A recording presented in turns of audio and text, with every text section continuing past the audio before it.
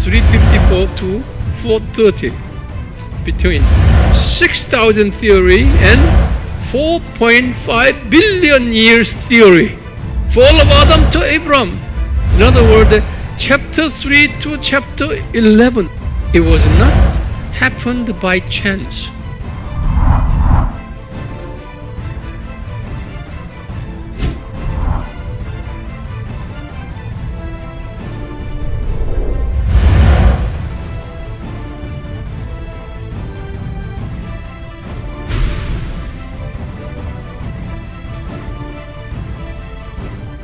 Okay, let's continue.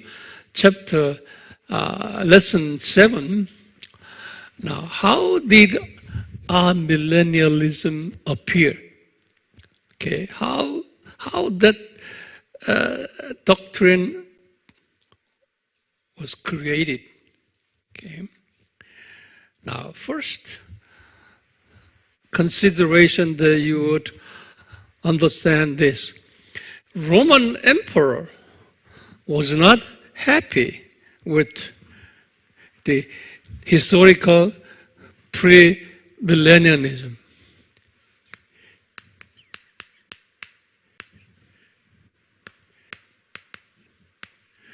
Okay.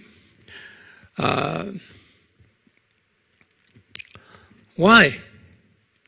Why he did not happy? Because Christians, especially the remnant Christians in these days here, number one, you put down number one. Number one is a remnant Christians. Remnant Christians were anticipating their true King of Kings arriving in this world near 500 years AD. That was their anticipation, their hope. And as I said, God will create millennium kingdom. Millennium kingdom. And Jesus will be King of Kings. Jesus will be King of Kings, and they will be kings. Which is, this idea is what? Historical. That's the historical premillennialism. Premill.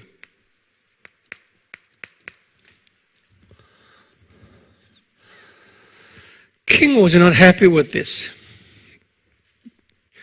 See, King was a Christian. Don't forget, okay? The emperor was a Christian. But he was not happy with this doctrine. Simply because of the fact that he will lose his position. Okay? This is a very critical thinking here. It's a turning point. Eventually, he will lose his position, emperor position, in the event Jesus appears as the King of Kings. Because these Christians believing around this time, around 500 plus and minus time, Jesus will appear. Therefore, Roman king would be very shaken by these teachings, losing his status as the emperor of the empire. Not only that, he suspected Roman Empire will be disappeared when true King of Kings appears. So this emperor, Roman emperor, although he was a Christian, he was not happy with the Christians' eschatology. Then Christians, historical premier Christians' eschatology. Now, secondly, to resolve this issue,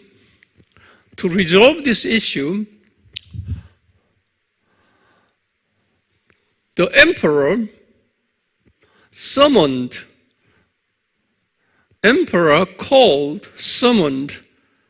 Christian leaders and theologians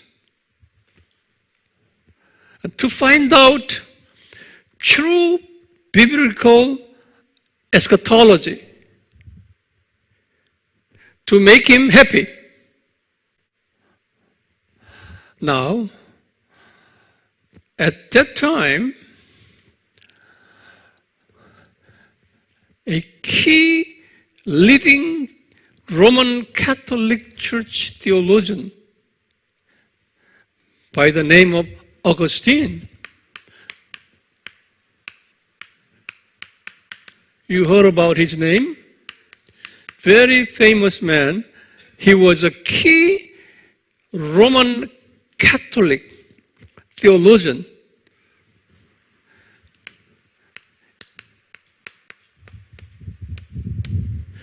I give you this,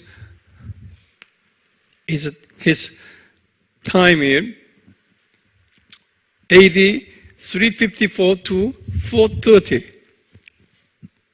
Man here, okay? And under his leadership, many that time Roman Catholic theologians gathered together to find out possible resolution to satisfy emperor in terms of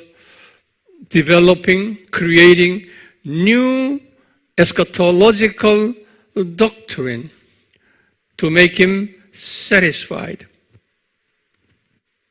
Out of their discussions, a new idea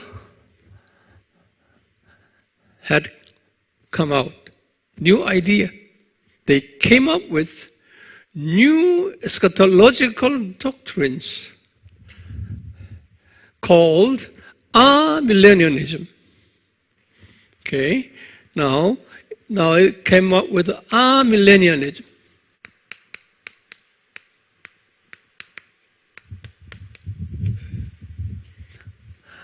Means, it's a no. Okay, Amilenialism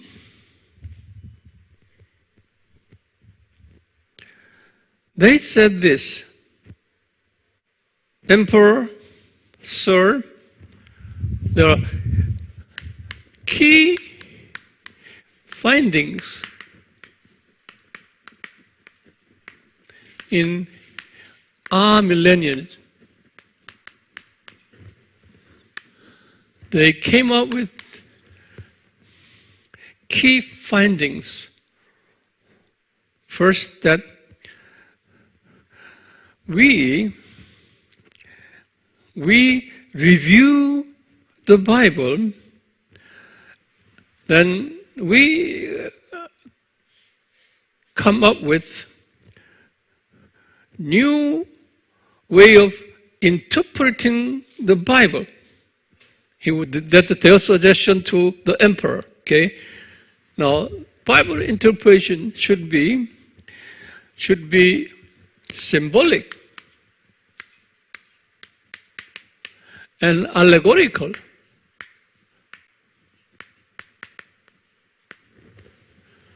should be symbolic and allegorical, we are denying literal interpretation.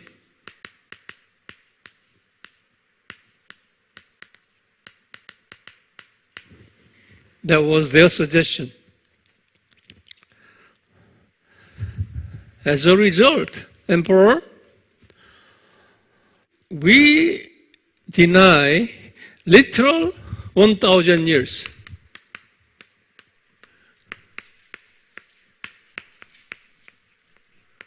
This millennium kingdom should be interpreted in a way, symbolic and allegorical way. Okay? Then he said, Emperor, don't worry. A millennium kingdom, 1,000 years, is a long period. Not literal 1,000 years. It is a long period we should interpret this way. And also,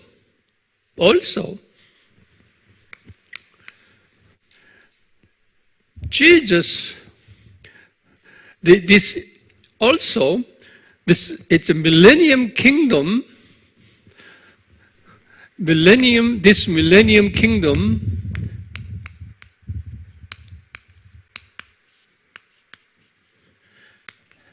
has already started. Now they said this, millennium kingdom had already started. When started? His first coming.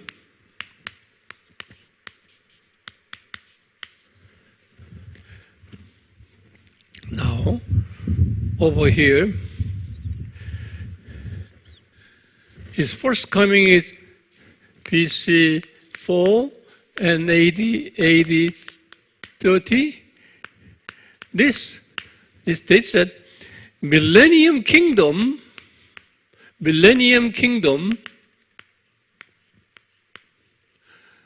already started. Right here. This is the moment, millennium kingdom had already started. Now we are near 500 here. And these theologians suggested, King, that we are in the midst of the millennium kingdom. Would you write that down? That's important. We are in the midst of the millennium kingdom now. He already came 500 years ago. We are now in the millennium kingdom. Then his second coming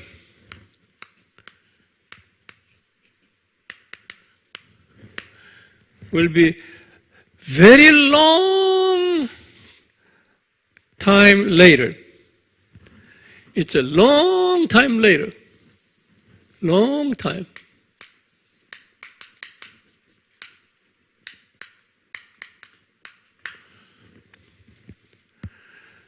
This is millennium kingdom.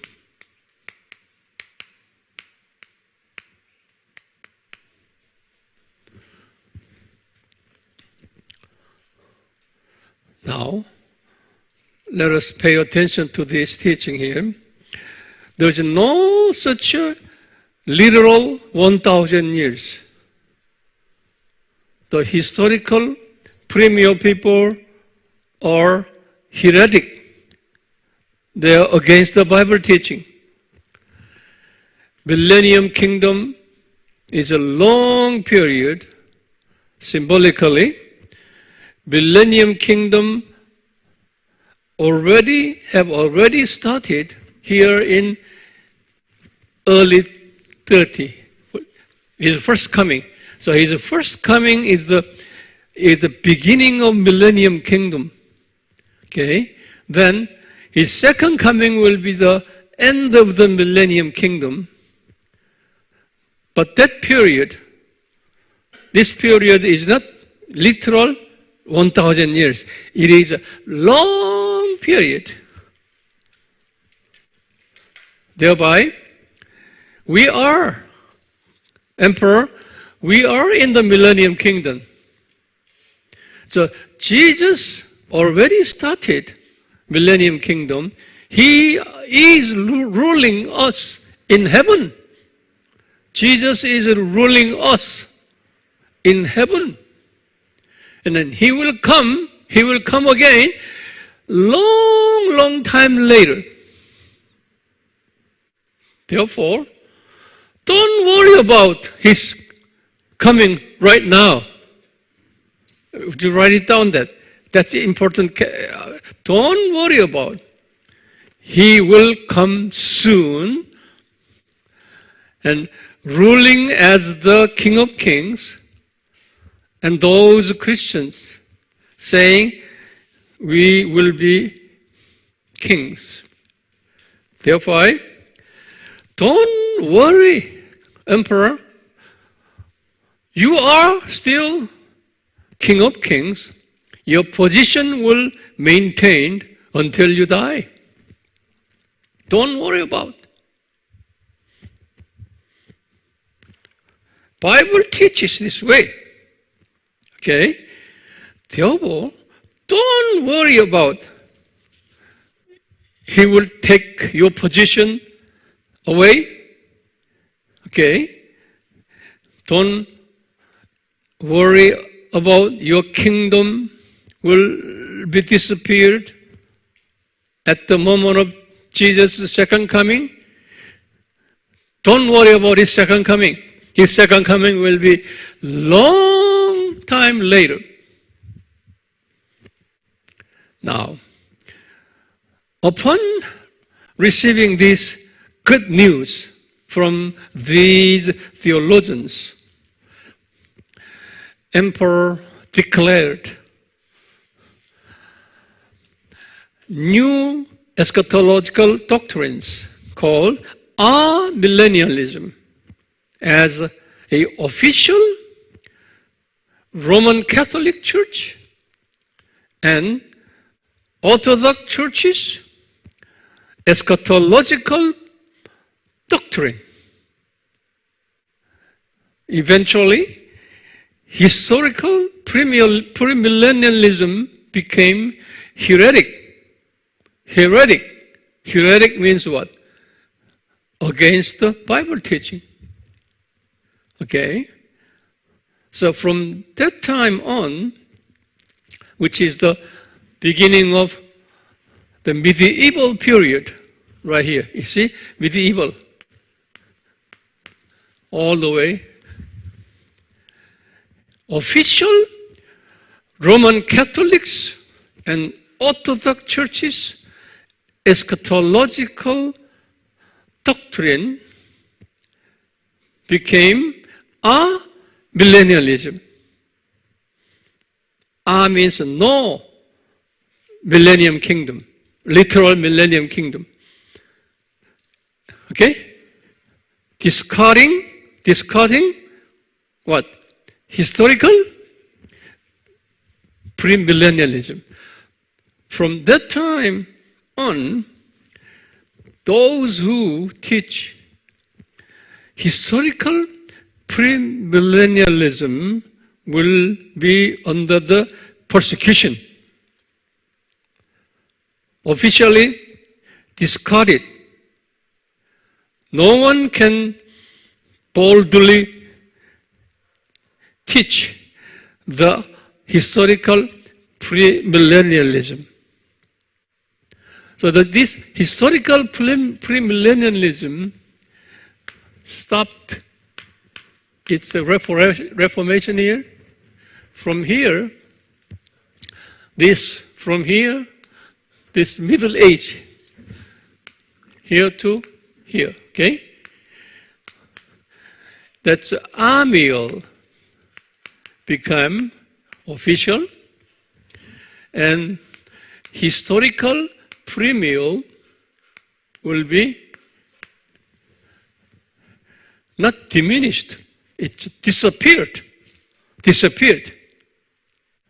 The later, right upon the Reformation, historical premial regained again,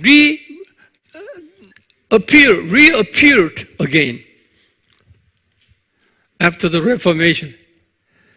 So, during the 1,000 years of medieval period, no historical premial was teaching. Only nothing but amial was prevailing in those days. Isn't it interesting? Yeah. It was not happened by chance. Just write it down, that part. It was not happened by chance. Okay? It was God's divine plan. It was God's divine plan to invite new eschatological doctrine during those medieval period. It was God's plan. Now, you can see here, first 500 here, okay? During the time of Jesus, world population during time is 100 million. During the time of Jesus. Okay? Now, during the time of this, around 500 time, world population was 200 million. Not much. Not much. So this period of time, the society was a simple society, very simple.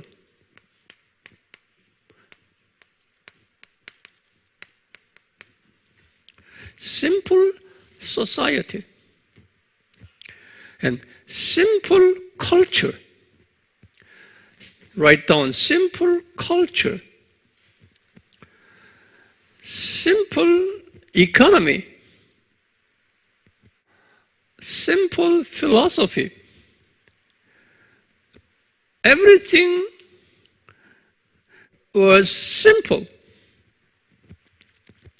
And very small population compared to medieval period.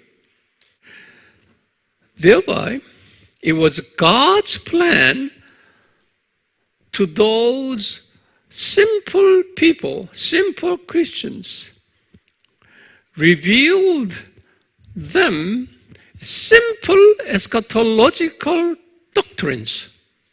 Simple eschatological doctrines, which is historical premillennialism. There was simple eschatological doctrines. It was very simple. You see, first 500 years, in church period, and 1,000 years thereafter.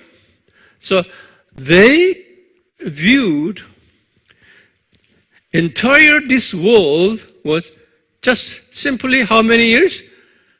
1,500 years. Okay? Just as simple. So for those simple-minded people, the Holy Spirit inspired them simple eschatological doctrines, which is early church period historical premillennialism. That premillennialism was different from today's premillennialism. Okay? Today's premillennialism that we are now taking is far complex than the early church time premillennialism. So, in order to supplement the early church period historical premillennialism, the Holy Spirit inspired Augustine and their team the new revelation on the eschatological doctrines called amillennialism. So amillennialism was prevailed during the medieval period. Population was far greater than previous population. Now,